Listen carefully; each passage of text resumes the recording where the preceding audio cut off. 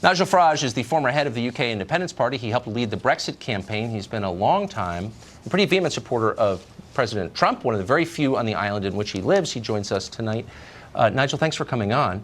As a Trump supporter, what do you make of the move toward engagement, war with Syria?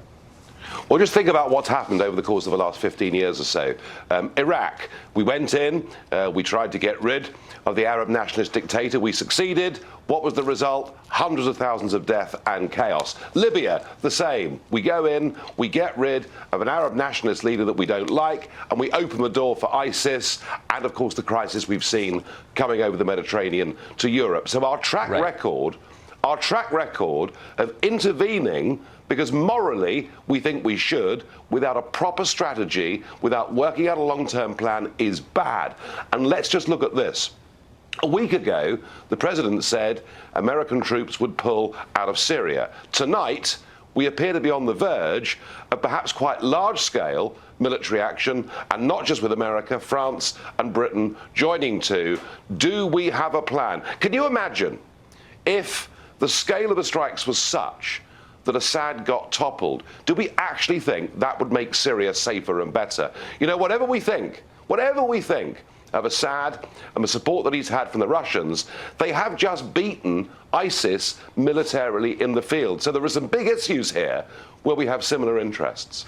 And yet the advocates for this are telling us that somehow Assad, which has been his government has been at war with Sunni extremists for years, was somehow in league with ISIS. So it raises a larger question: why all the lying?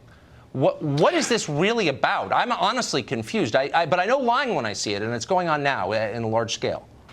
Yeah, I understand that. But I'm also curious, too, as to why Donald Trump, who was so clear in 2013, as indeed I was, as to why it was not a good idea to get involved in Syria, it was not a good idea to arm the rebels, quite why Donald Trump appears to have had this change of mind, I don't know. It's seemed for some time that the globalists in the West need to have an enemy and kind of want to have a war. And, you know, going to war is the most serious decision any government can ever take.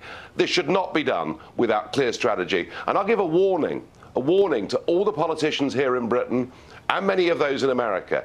You and your chums in your clubs tonight may think this is the right thing to do. Be very careful and very cautious about public opinion. A poll out in Britain today shows only 1 in 4 Britons supports military action, and I'll bet in America it's not a majority either. But if you don't believe in democracy, it doesn't really matter. Last question quickly. Do you think that one of the purposes of war would be to divert attention from the fact that you're not taking care of your own people? You're elected to look after your own people. And when you don't, maybe having a war is a way to change the conversation. Yes, it is. It's also a great deflection away from all sorts of social issues, which really give all of our problems great countries. The first role of government is to protect and maintain the interests of its citizens. Exactly. However horrible things in Syria are, they do not affect directly American interests or British interests either. And I hope our leaders think again. I hope so too. Nigel Farage, thank you for that clear explanation. Well, the hunt for Russian collusion has become something very different. We will make America great again.